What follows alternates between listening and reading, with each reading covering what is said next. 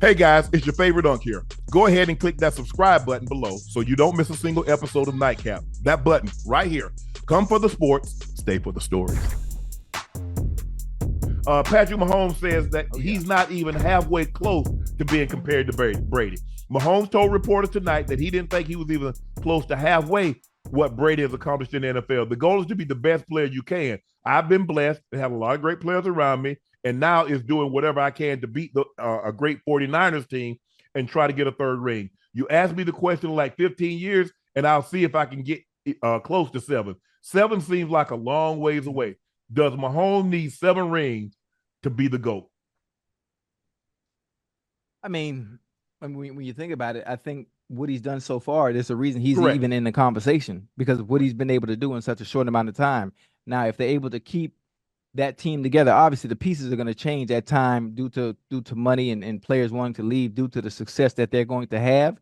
But with Andy Reid and knowing that the offensive mind that he has and the ability to draft, the ability to attract free agents because Patrick Mahomes is there, they will always be able to continue to have success offensively and defensively. So I think there's a chance that this can continue. And I think the Kansas City Chiefs are going to have the exact same type of run with Patrick Mahomes and Andy Reid being together that Bill Belichick and Tom Brady had. I think they're going to have the same exact type of run. I would really like it even more so if Trav was in year 6 as opposed to year 11 or 12. Ooh. Because because you look at Mahomes in year 7, how many more years you think Trav is going to be able to play at the level that he's playing at? And so at some point in time, he eventually will start to slow down.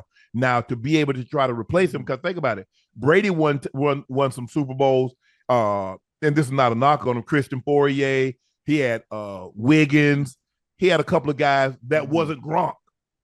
But he did have Gronk from, when he started winning the second half, 2014, stuff like that. They went in against the Rams. They went it against the Legion of Boom. He goes to Tampa. So But for me personally, I don't think he needs 7 to become the GOAT.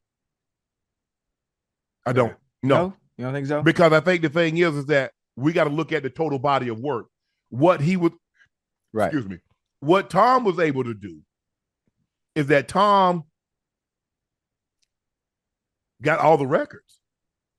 So let's just say, for the sake of argument, Mahomes gets 5, but he has more passing yards, more passing touchdowns, more regular season MVPs. Okay. Right. Because it can't be most rings. Because people say Jordan's the GOAT and he doesn't have the most rings. He doesn't have the most regular season MVPs. He doesn't have the most points. He doesn't have the most rebounds. He doesn't have the most assists. He doesn't have the most blocks. He doesn't have the most steals.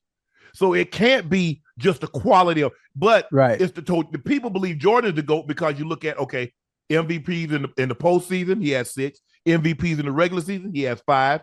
And his level of play. Right. Well, so if you look at Patrick Mahomes, there's a chance that he might be 5 for 5 also. He might only win 5 Super Bowls. But the likelihood of someone else being the MVP isn't very good. Now, it could happen. Isaiah Pacheco might have one of those Ricky Smith type days, and he goes for 200 plus yards. But even when Smith ran for 200 yards, Doug Williams was the MVP because he had over 300 and threw for 4 touchdowns. Because it's still a passing league. Now, the likelihood of a running back. When was the last time a running back won the MVP in the Super Bowl? You got to go back. Oh, TD. Maybe was it TD? In 97, I'm trying to think of another running back that won it. Because when Willie Parker had that day, Hines Ward won the MVP. Won MVP. So I'm trying to figure out. I think TD might have been the last running back to win the MVP and the Super Bowl MVP. Yeah, probably. It was TD. Think about it. That's 25. That's 26 years ago. 5 years ago. Yeah, you got to have a hell of a performance as a running back to actually get that award. Yeah, he had 157 and 3 TDs, and he missed a quarter of football. So, like I said, it's the way they've changed the rules now, Ocho. It's gonna be hard for a running unless he goes out there and have a Derrick Henry a 250-yard game. It's gonna be hard for a running back to win the MVP.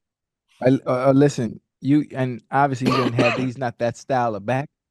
But if you that type of back, if Pacheco was that type of back, that can hit his head off the goalpost from anywhere on the field, like a Chris Johnson type. Christian McCaffrey's in play though, Ocho. Boy. Christian McCaffrey's in play because he can run it and catch it. He's definitely in play. He's definitely in play for Super Bowl MVP. Now, I believe he has probably the third best odds behind Mahomes, Purdy, and he's next. If any running back is going to win it, the best chance is it going to be this year with C-Mac because he can do it all. He can have 100 yards rushing. He can have 100 yards receiving. And he's a touchdown machine. So if any running back is going to do what the last person to do what TD did for the Broncos in Super Bowl 32, it would be it's going to be C-Mac. Because he's so versatile. So versatile.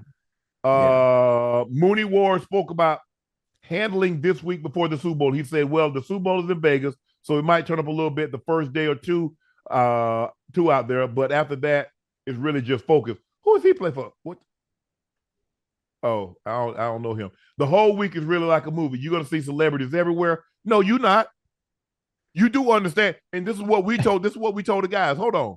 You do realize the festivities is for the people that's coming to the Super Bowl. The game is for you. That's the only thing for you is the Super Bowl game. Not the ring. He said pregame, you might see Jay-Z, Beyonce, Kevin Hart. You probably will. But still, the game at the end of the day, we still got to go out there and try to win, especially the Super Bowl. You know that you don't want to F that up in the Super Bowl. And that's it. All the festivities that's going on, and everybody going to be having these parties. And you know, first of all, you know what Vegas represents minus the Super Bowl. So now you bring the Super Bowl, the biggest event in North America, the biggest sporting event in North America. So basically, you got a 5X, 6X, 7X it. The Super Bowl in Vegas. You know what the Super Bowl is like in Miami. You know what the Super Bowl is like in New Orleans. You know what the Super Bowl is like in different places. Now add Vegas to the mix. So you already know it's on one. Yeah, most definitely. But it ain't for you.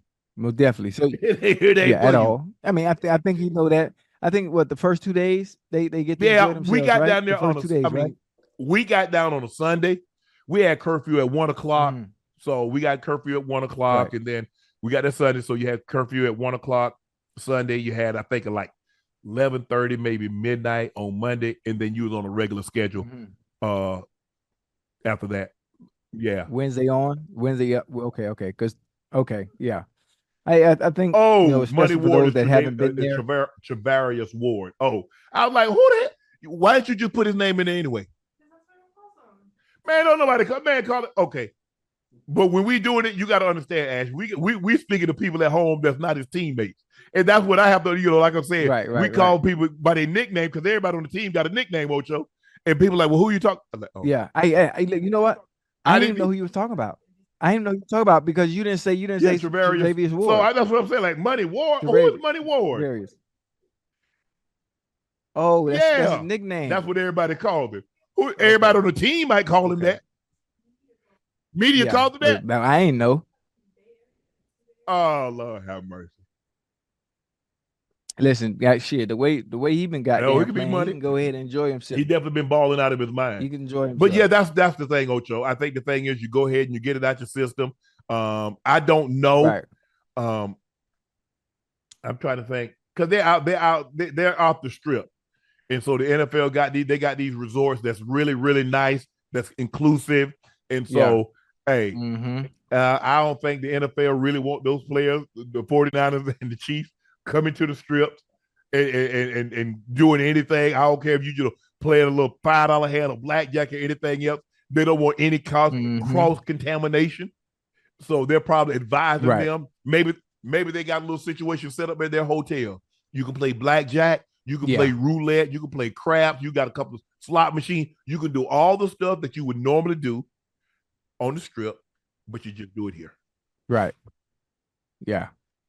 I don't know. I don't know that even if you have all those amenities for them at your hotel, you know the boys getting out. You know them boys getting out.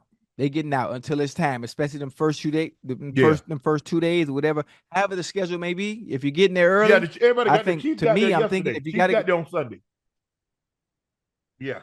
Sunday. So I know Monday we'll have a date. Maybe you have Tuesday you do off, not, but you got to take right? your pictures. I'm thinking that's your media day. Because see, normally Ocho, Tuesday was the media day. So that's when you put your uniform on. You got your NFL, your Super Bowl patches, and you go out there. You talk to the media, and that's when you take your Super Bowl picture. But now the media aspect is out of the way because they make that a big event, and so now you just go out there Tuesday. I don't know, maybe you have a walkthrough or something, and you go. You do what you need to. I think we had a walkthrough on Monday. Yeah, I'm trying to think. We might have had a walkthrough. Man, that's been so damn long ago, but. But normally, Ocho, you just go. That walkthrough ain't nothing but that walkthrough ain't nothing but an hour too now. I don't know who told you. I don't know who told you what a walkthrough was, but our walkthrough was no joke. I walked. Hey, ain't no. I don't know who termed it that, but they needed to call ours a run through because Mike Shanahan didn't play. Okay, y'all be moving, huh? This is how we knew. We played Green Bay, and we played Atlanta. Right. The first 2 days, the ball didn't hit the dirt. Y'all boy was locked in. See what we did, I don't know. Look, I'm thinking like West Coast, and I can speak. West Coast, we put everything in the week before. So once we got to the location, it's dress rehearsal.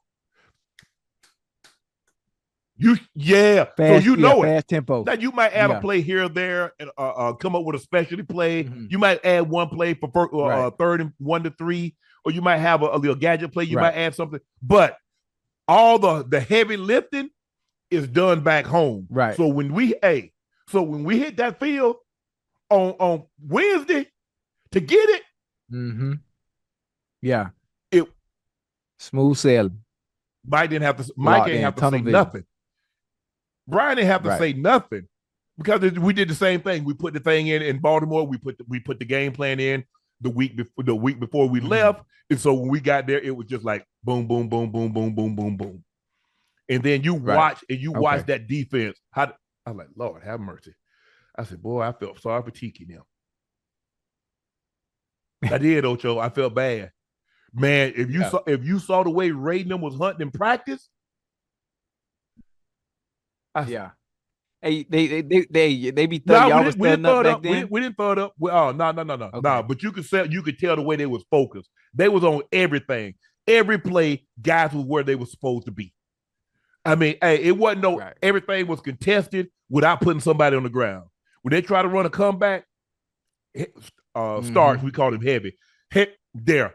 C-Mac there. They try to run a 7 route. The one thing, Corey Harris is one of the best guys I've ever seen at playing the 7 route. He automatically, if he got a whole safety, you can nod all you want to the post. He ain't going. He running to the 7. Now, if you run a cross route, you got it. But he ain't bite that. He ain't bite that nod to the post. He up under that 7. And you what? Yeah, and D Starks. D Starks is my quarterback at Beach High and my freshman year in high school. Yeah, and so Samari was the other receiver, and then when D Starks left, and Samari was the quarterback, and Samari Rowe was. And y'all didn't win no state championship, did you? Nah. So what all that talent? What y'all do with all that talent? We was good though. Matter of fact, you know who else was there? I just forgot. Terry Cousins. Remember Terry Cousins? And y'all didn't win no state championship. Was on. We was all on the same team. That's what I asked you. I know y'all on the same team. You told me that at Beach High School in Miami. Did you win a state championship? Yeah. Oh, no, sir. No, sir. We was good though. We was good. Now we was excited to see. Yeah, but that's the thing. I mean, Ocho, do you understand why you're there? Because they're gonna chronicle this now. If you go back, this is Super Bowl 58. Somebody got to lose this game. Now they're gonna have 3 people that's gonna talk about it and what it was like to go through the season, the ups, the downs, the highs, the lows, and the win. I don't know if they chronicle the Super Bowl. I don't know if they have a talk to 3 players on the losing team.